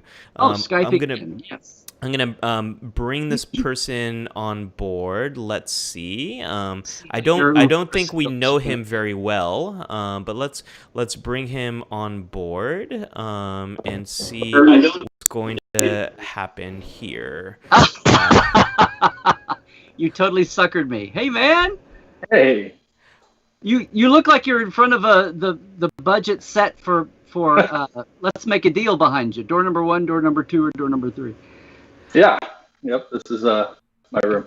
I cleaned it up a bit. Everyone, this is my nephew Steven, and he's like new dad again. Just recently, he had a new son in the middle of the day, the East Coast. So, talk about everything. So it's great to see you, man. So what brings you to us? Am I on screen? I don't know. There you are. Yes. Okay. Oh, there we go. Okay, I'm looking at your image. But yes, you're very much a third. Okay. So yeah, we this week are talking about emotions versus logic in uncertain times, right? And I, like you said, I'm a recent father, and part of the Star Trek world is the military side, right? Mm-hmm. There's a lot that goes into military thinking, and things like the missions you guys have brought up. I always think of, we have the saying like, no plan survives first contact with the enemy, right? And the same thing happens with like the coronavirus. Mm-hmm. The Army is very structured. We have should mention to everybody that you're out of uniform, but you're very much a member of the service. Yes. Yes, I been in for over 10 years for everyone. And I have my YouTube muted, so let me try to unmute that. Or we're hearing you we're hearing you well. You sound good. You look and sound good as far as image and audio. Okay. So yeah, the Army has all this structure, and the same with Star Trek. One thing I've noticed watching Star Trek is the lack of paperwork, the lack of process. and I find that very funny. I actually brought a prop here, something to show. You prepared. For me to just transfer bases, go somewhere else, I need orders, right? There's 4 pages here. And I think everything is funny. There's so many things that govern just me moving from one base to another. And I'll give you an example that shows how complicated things for like time during Corona can be. In the orders, Oh my God. all of this governs how much, actually this is just rules on what kind of dog you can have at the base you're moving to. Okay, what kind of dog? All of that just tells you what kind of dog you can have. So and this is nothing classified, right? No. Because we have people with HD cameras who can take that in a second, and they'll just. So yeah, it's things like that where it gets complicated where you have all this structure, and then something like coronavirus happens, right? There's the original groupthink, because groupthink in the Army as a whole, I think, is necessary as a whole, because you can't have over 1 million different views trying to write up orders, right? I can't have 1 million people telling me what kind of dog. So that's big picture. But whenever it comes down to the coronavirus, and then say me coming and having a new child, right? I am stationed away from my family. They're on the East Coast. I'm in the Midwest. And for the Army, they put in some very good rules, very good quarantine procedure. It happened very fast. However, it was a group think, and it wasn't based for the individual, which is good. There's good times to use that structure. But whenever it comes to like individual cases, this is where that emotions versus logic in uncertain times comes in. Me, as an individual, I wanted to voice my opinions on me not being able to go more than 30 miles away from base. I'm stationed away from them. Obviously, I want to have time to go for the delivery and paternity leave, right? Paternity leave is a thing in the Army. They taught it to me. But during the time of pandemic, it took about a month for them to say, yes, you can go on paternity leave. Now, that's a big amount of time to be uncertain about whether or not you're going to be able to see the birth of your child, right? So I just thought it was funny. We have that uncertainty. But could you imagine if on like Enterprise or any of those, if they had to go to the Federation for any individual request? Because my request wasn't up to my commander. It wasn't up to his commander. It was up to their commander, right? So imagine every little decision being made. Yeah. Have to go to the Federation. And, it's one of those things where obviously my commander would want to say yes immediately. Everybody supported it. They all understood. But it's one of those things where, imagine for me watching the show as a military person, it's just funny. You don't see the process that usually happens. That's what they have all those really huge pads for. Yeah. Their orders wouldn't fit on a little handy dandy red pad for Geordi. It would be the huge mega thing that you only got in movies when you had a budget big enough to make huge pads, which actually make no sense. But yeah. Right. And, you spoke about values versus priorities. The Army actually has, they indoctrinate you. They give you this set of values that the Army has, and it's helpful for creating one mass group with a common mindset. You all get all in the same direction. Right, they're good. I have a cheat sheet over here. So loyalty, duty, respect, selfless service, honor, integrity, and personal courage. Right, and they cleverly made it to where it spells leadership. Army loves acronyms, right? So, we noted there's a difference between values and priorities. So, of all those values, my duty says, stay on the mission. Selfless service, it's not me, it's the group. However, priorities, family was a priority, right? And another thing the Army gives us that we also spoke about was the psychological flexibility, being able to deal with issues like, the possibility of, stay here on mission, don't leave. And I know it's very tough, especially like my wife. She's, was asking every day, like, are you able to come home? And, she was questioning, like, why aren't you as upset as I am that you don't have an answer yet? And, I had that psychological flexibility of, I'm used to the wait to get an answer. And, that's just one of the things that military does deal with. And, it's one of the things that you also see in the show is that flexibility. And you have that rank structure. I have to follow the chain of command. And it really is a real thing where, you would expect someone to, act out against protocol. However, there is, that set of rules that you must follow. Stephen, there's so much that you have said that I want to have conversations with you about. There's so much things I'm going to echo from. So there you go, our new co-host on Life Support Live.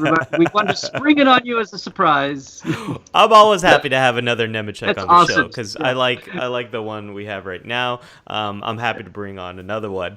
A couple of things I want to just echo from the chat. You might not be able to see it. Folks are thanking you for your service. So, and from me too, thank you for your service to our country, and congratulations also on being a new dad. I know sometimes I complain about some of the challenges of being a parent, and at the same time, it's the most amazing thing that's happened to me in my life. So, congratulations on beginning this new journey into this and to boldly going into a very strange new world. But there's. We could have a whole conversation about Star Trek and the military and service because there's so many great examples of serving a larger purpose. I think Wrath of Khan comes to mind as a wonderful example that a lot of folks in the military have cited to me about what a great example it is of serving a larger mission. And one of the things that a literal example. The needs of the many there. Yeah. The needs of the many outweigh the needs of the few. Yeah. One of the examples that I give people actually about psychological flexibility, Stephen, comes from the military. So when you are giving... when you're receiving or giving orders in the military, you don't have... when you're going on a mission, and this is often in combat situations, the mission orders are not, okay, we want you to first do this, and then you're going to do this, and then make sure you do that, and then that. It's usually our mission is to get to that hill. We need to secure that hill. And the mission is simple enough that everyone can remember it, and it gives you flexibility because, as you said, no plan survives. How'd you word it, Stephen? First contact. First contact. Yeah, first contact with it's a very Army term, Ali. I wouldn't expect you to have ever heard that term before. Well, the first contact part stuck out in my mind. I should have remembered. That's the part I remembered. But you have to have flexibility with that mission because you never know what you're going to encounter. And that's advice I give to people all the time is how do we have a simple enough mission that also allows you to be flexible with the unknowns that you're going to encounter. So I think that's a beautiful example that you shared with us. Well, and that all reflects on our whole topic today, getting back to square one, which was Jared's original idea thrown out in the chat. We put it in the vote. Adjusting to a new normal, which on the surface we all get. Yeah. We all feel like, but if the second thought besides adjusting to a new normal is, oh boy, I totally get it. I'm adjusting to a new normal every day. It's like, well, then it's not really a new normal. It's more like we're adjusting to new phases of normal, getting to something else. And so, again, that's where we evolved. After a lot of discussion, we evolved that topic, Jared, into what we came up with, because it's about, as we get there, what's determining our success. And we look around the country and we look around the world at seeing people's adaptation to, and I should just say here, not just the COVID virus, the coronavirus / COVID-19 disease, because that's the difference. It's adapting to the fact that maybe we're overdue to be adapting in some of our social mores. We've got all the racial injustice bubbling up now that I think maybe that Band-Aid was loosened a little bit by Corona. I mean, I think some of the upheaval that it's like World War II, the Great Depression. Name an upheaval that happens for one reason, and all the echoes and ripples that spin out for that, for good and bad, right? And we're seeing that right now. So I would even say your flexibility and adapting to some of these changes that people are pointing out now on the social order with racial justice and equality and even social justice. And some of this is, there are a lot of well-meaning people that are just going along trying to take care of their family, trying to get food on the table. And these big picture ideas, it's part of the culture. And sometimes it takes an upheaval. Shouldn't be an affront. Some people are very much, their status quo is wrapped up in their change and their, you pull one thread out of their own tapestry and they may feel like they fall apart versus just having what, Tembla, his eyes open? I forget which Temerian person it was. It's not Shaka, that's the wall spell. But having your eyes opened, and a lot of well-meaning people have had their eyes opened. So this, this thing about logic and emotion versus uncertain times. Uncertainty doesn't have to be something beyond your control. The uncertainty could just be going into a new mental state, a new place in your own mind where maybe you're in favor of going there, but you still know it's going to be rough because everything is being challenged, and how are you going to react to it, not to go off on a totally new tangent here. And we've talked about prejudice and we've talked about gatekeeping in past episodes. But it just seems to me that part of this uncertain times is not just the corona; it's the it's the pinging of all, and then the economic uncertainty that all of that has brought. So, right.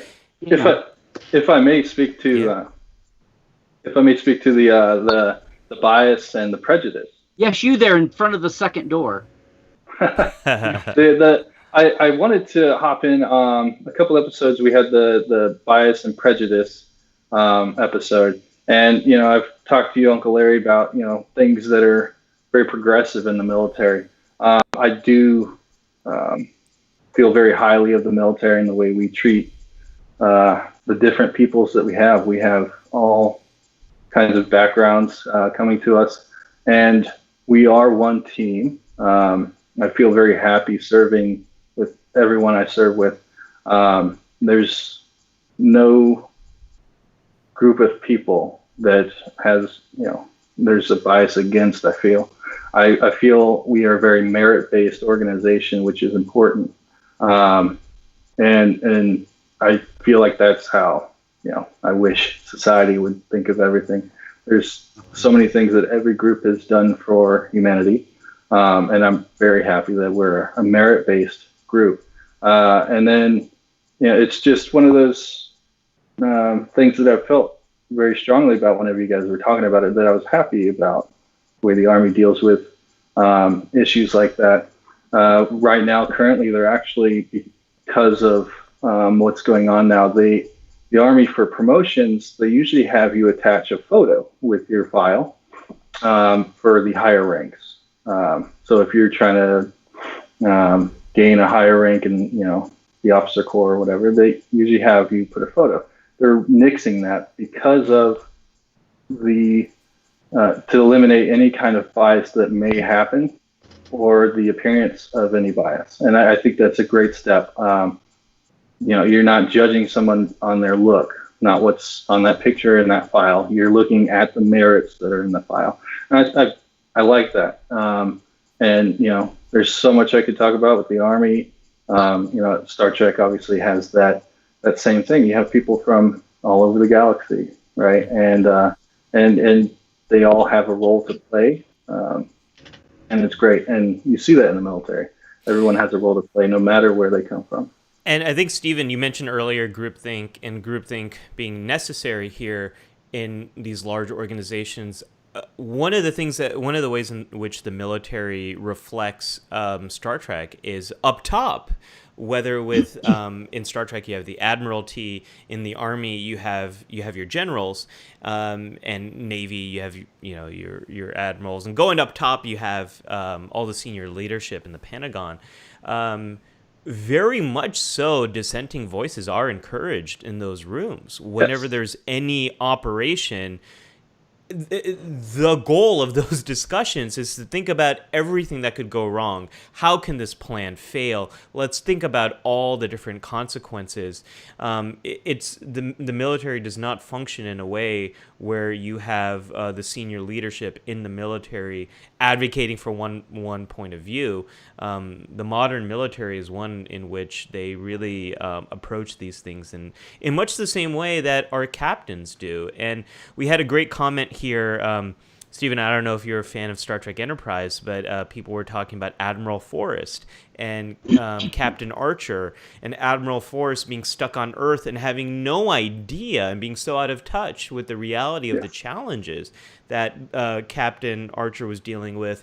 We see Kirk in the original series, there's no subspace. He doesn't really have that connection with admirals. He kind of needs to figure things out himself. We see Picard struggle with that connection. So, it's I think there's a lot of parallels here between the Army, the other armed forces, and Star Trek, and the peacekeeping armada that is Starfleet, whatever that means.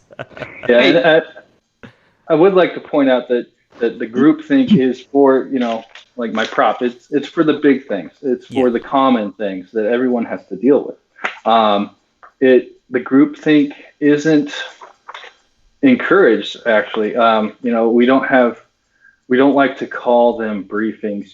They're sync meetings. Everyone has a say. It's not me droning in front of a crowd saying, this is doctrine, and you must do it this way. There are certain things that are proven that work, tactics and strategy, things like that. However, every conflict is different. So the idea of groupthink on the lower level is discouraged. We are not a fan of groupthink at the smaller levels. It's very much, we like to call them sync meetings, not a briefing. And it just, if you actually do have a group of thinkers, and it's, it works great. And I wanted to point that out, that you see the big picture, and then that comes from a much smaller picture. Yeah. It also shows the value of words. Hey, can I just take a little moment of personal privilege here, Mr. Speaker, and say, so Stephen, this is like kind of floated around. We didn't exactly, after you were, we had a lot of distance between us as you grew up. So where did your Star Trek fandom come from? I can't believe I've never got a chance to ask you this. I want to know this answer too. Yeah. Well, you know what? I think I heard about it from a family member. Oh, okay. I think I just feel like I wouldn't have had a lot of more influence on you picking this up. So that's what I was just curious. I grew up,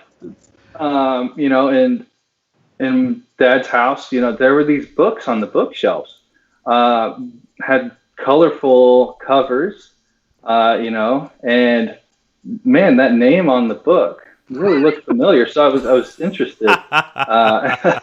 Okay.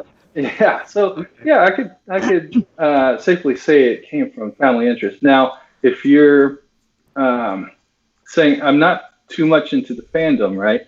I just like watching the show, and I see the values in the show. And I've talked about this live support live in my office, actually. I've told people, hey, there's this show happening. And if you're a Star Trek fan, which there's a lot in the military, they grew up with it with their parents, or they show their children. They all support Star Trek. So even though you got me interested, it is a good show for especially military, they see that same structure and they see the values, right? The values shine through the episodes. They're hidden, but I think all of our missions, all our missions have a value as well. We have peacekeeping missions throughout the world. We deliver safe routes for humanitarian aid to get through. There's so much more than the weapon in a military mission. Same, we see in Star Trek. There's so many humanitarian missions that can't be. Stephen, if I may ask you, thank you. I never thought to ask you, so okay, that's cool. I'm curious, and then we'll let you go. I know you probably have to go too. But I've got a question too. As someone who both grew up with a lot of exposure to Star Trek, as well as someone who's kind of discovered it through his own and what Star Trek means to you, have you watched Star Trek Deep Space Nine? Because Deep Space Nine is probably the show that most explores combat. And I think Star Trek: The Next Generation more explores the peacekeeping missions. Yes. So have you explored both of those series? Because I've always found they both work so well and together. Voyager best explores the idea of shit hits the fan on everything. So Deep Space Nine, I haven't watched so much as Next Generation. Yeah. Like you said, Next Generation does do more of the humanitarian part. So I have, like I said, not too big into the fandom. I haven't dug deep into Star Trek. I've just been exposed, and I see it for what it is and its goodness. I appreciate Next Generation. I think the most. Yeah. Wonderful. And one piece of advice, if I can if I can be an honorary uncle for a moment, Stephen, is get your as a parent, I think it's what I would recommend is get your child a plush Star Trek Enterprise. Have it there in the room. They will eventually play with it, and then you can tell them that's the Enterprise. And then over time, you never know when that little Trojan horse approach might play out later in their life. But I think we all need a little Star Trek on the bookshelf or a little plush toy that makes this a part of the conversation. So that's my parent recommendation to you. Great, thank you. Yeah. Thanks for being on, Stephen. Yes, thank you, man. You totally. And if that was a conspiracy of whatever, you pulled it off very well. I had no idea. Yeah. Thank you very much, everyone. Yeah. Thanks, we'll see you next time. Great to see you, man. Take my best to Marianne and Mark and Lewis. I got them all. Yeah. Okay. Take care, Stephen. Bye. Oh, Larry, that was a ton of fun. I had a ton of fun doing that. How long was that in the works?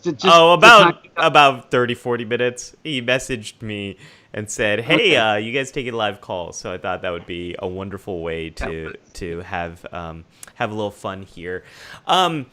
So Larry, there's a lot of comments. The comments have sort of gone in many different directions. And before we say anything else, we do want to mention, folks, if you like us, which maybe some of you do who are watching right now. And if you don't like us, that's cool.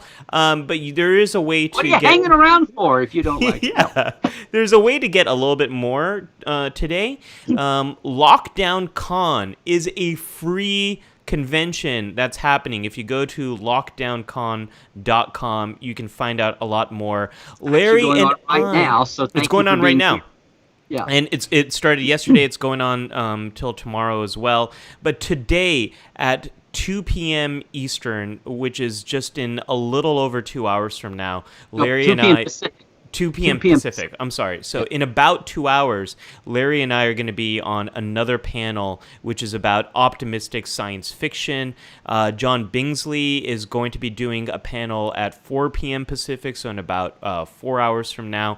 Lockdown Count coming from such a great place of trying to give more to the community in a free way. The organizers have really worked their butt off putting this together for free, for absolutely no profit. Neil and Jana Halford, mutual friends of ours. Yep. That we didn't know we had in common until it happened. But in fact, is that how we...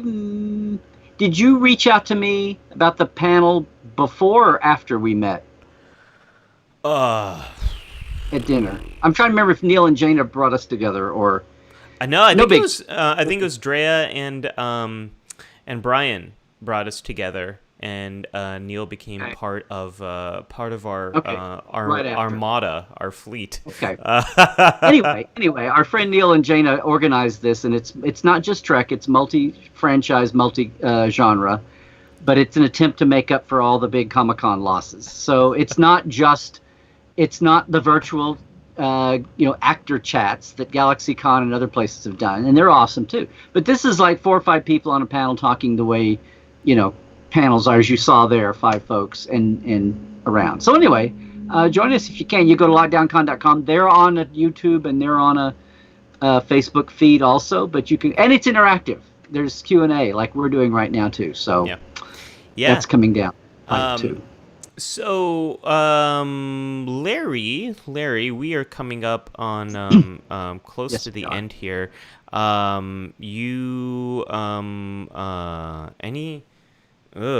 Anything you wanna say as we get to the end? Oh well, Stephen blew me away. It totally got me on my script. What I wanted to say was, and before I do this, if one more comment that I want to. So Zahir had a great comment. Mm-hmm. He said, "I rewatched DS9 Babel this morning." When the aphasia virus broke out, the first thing Cisco did was enact a strict quarantine with no exceptions. Almost made me tear up, i.e. strong leadership in the face of a crisis in a medical... No, I just want to say, if everybody's enjoyed this, we're talking about this panel in a couple hours. If you've enjoyed that, if you enjoyed my K3 factor, that's kind of a deep dive. That's what we do. Everything in Trekland is that way, and especially Portal 47. We've got the other things that I do during the week, but I do have a weekend special during a Corona. It's good through midnight Sunday. It's 3 months for the price of 2 in Portal 47. It's a great way to connect. We have a global community. A lot of the folks on today are Portales. Anyway, we have guests, we have roundtables, we have things out of my archives. It's a great way to interact with me and is a portal to other voices, especially the voices you don't get to hear very often. We say it's a mini con all year long. You had a moment there with Portal 47. Oh, so there you go, Ron Wilker. So the guest night this week was a couple of nights ago, and Ron Wilkerson, not a household name in Star Trek, but he wrote 7 different episodes as a freelancer and spent an hour and a half with everybody talking about his episodes, including, say, Lower Decks and Lessons, but from TNG. But also an Ashes to Ashes on Voyager, but also the experience of being a freelance. We talk about the industry. So, yeah, I say it's Portal 47 is where no savvy fan has gone before. We have a lot of fun. So, anyway, I hope if some of you are interested in the way where I'm coming from here, bringing the Trek to our Trek and mental health discussion. I'm not discounting Ali's fan cred, though. I'm not discounting that at all. But my fake doctorate comes from a lot of work, and if you want to join in on that group, it's LarryNemecek.com, and you can find the special. Larry, maybe you have a honorary doctorate from the Starfleet Academy. Like, I think it could make sense where that doctorate comes from. I'll point you to the committee on that drive, but yeah. Larry, I'm just realizing this right now is next Saturday is July 4th, which is a holiday in the United States. It's Independence Day. And also, speaking of burnout, it might be wise for us to take that weekend off. We'll let you know in the Facebook group what we've decided. We haven't discussed it because Larry and I are not on top of anything. We're just trying to get through the days here, folks. But if you'd like to stay in touch in between the episodes, go to our Facebook page, facebook.com/groups/lifesupportlive. It's where we host our polls. It's where we share information. We'll let you know what our plan is for next week once we have a decision there. I think burnout is a pretty good idea, Larry, and we haven't touched that topic, even though we might be living embodiments of that topic. We have not. We haven't talked about that topic, so I love that idea. We've had several. We've had 2 or 3 pop up just today. I think there's some kind of a connection to the service and military and service above self might be another one. Thank you, Stephen, for kind of making that fresh. But Scott is saying day off. Can't we discuss the Omega Glory or Pledge of Allegiance? You know, Larry, what might be fun is if we do something completely different for the day off. Maybe we could have a group viewing of the Omega Glory or something like that, and we can watch it live and kind of react or something. I think that might be a fun thing to do. Something we don't have to prep for, but we can just kind of enjoy something together. We'll put our heads together as we do and see what we can do. Can someone write out the link? Yeah, sure, folks. If you could share the link in the comments section for our group page, that would be really great. Oh yeah. Well, and then I also want to call out. So Cairo here is saying something that's been weighing on my mind increasingly the last few months, and in some of the entrepreneur circles that I travel in. He says, by the way, and Cairo's actually on Twitch, although he frequents the other fronts too. As you're still using Facebook very strongly, it would be interesting to take some time and think about hashtag Stop Hate for Profit, which is a huge backlash on Facebook right now, and Zuckerberg for all the activities that Facebook is in and not self-regulating. Oh my God, I just thought of another topic we can have for a Saturday sometime. Not acting like an old school publisher the way that Twitter is doing. Yeah. And there's a whole debate now in not so much about the big corporates can do what they want to, but entrepreneurs have come to depend on Facebook a lot, and there's kind of I hate to say a crisis of confidence. There's another platform that may be starting to hit critical mass called MeWe, and I've joined it, and I've been getting, it's at the very, speaking of something going viral, but everything, Twitter, Facebook, Google, all of those eventually started off with somebody's idea, invention, and then it were 2 people, and then 5, and then, as the cell replicated, and then they hit critical mass. And looking for alternatives to Facebook is something interesting. So I hear you, Robert. Thanks for that. Yeah. The challenge for us is to really invest in where most of the community is, and we recognize a lot of folks aren't on Facebook. We've been working hard to get the podcast version of this up, so it's available on demand, and that will be there very soon. Larry and I worked through a lot of the big challenges of that this week, and we should have that for you all hopefully in time for July. The challenge for us is we want to be shareable. This 90-minute to 2 hours format, people probably caught into that a little bit. The camera show's not going anywhere. We love you guys on Saturday morning on camera. Yeah.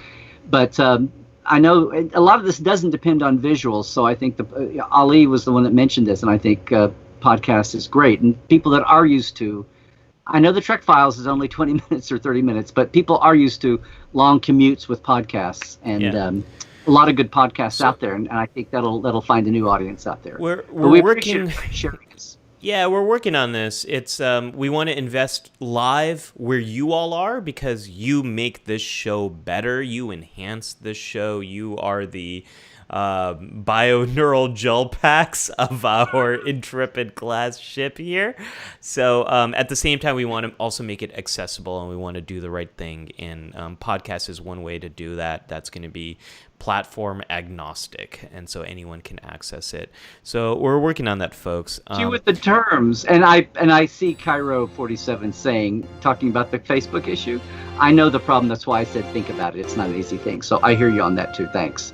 But yes, people are thinking in those terms about what to do. Talking about trying to be prescient. So about all. Between now and next week, if you'd like to stay in touch with us, as Jared mentioned, you can definitely go to my YouTube channel, The Psych Show, and learn more about psychology and mental health. You can find me on Twitter at Ali Mattu and on Instagram. Larry, where can people stay in touch with you this week? LarryNemecek.com. The website has everything and gateways to there, but at Larry Nemecek on Twitter. I love Twitter. Larry Nemecek's Trekland is the Facebook for everyone watching us on Facebook. That's where you are right now. And a lot of that's a hub. It's the same thing for Instagram too, and I do a lot with Instagram. I have to do some fun things on Instagram, so it's the same there. And again, my YouTube channel is starting to fill up, so I really appreciate everybody going, liking, subscribing, and ringing the bell on YouTube. So I'm trying to hit 1,000. I'm just a few away from 1,000. So I'm way behind. Let's help Larry to get to that. I can't stack up to your YouTube numbers, Ollie, but we're trying to get there. It takes a long time, Larry, I will tell you that. Thank you all. We're getting so much love and support from you all. Thank you so much for everything you all do. Yes, the end credits are playing. I like the theme, Larry. I've really been enjoying it. I think Larry said, what did you describe it as? It's the theme to Star Trek Counselors. I said it can be the theme for you said it's kind of soft for Star Trek, and I said, well, it's that new series, Star Trek : The Counselors. Yeah. Yeah. Or it's a 1980s NBC morning news show theme. Right. That's wonderful. Well, thank you, folks. It's time to get out of here. It's time to get out of here. We'll be back with another Life Support Live in the near future, and can't wait to see you then. Until next time. We'll be back in 2 hours at Lockdown Con. That's right. Until next time, live long and prosper, folks. Live long and prosper. Trek well, everybody.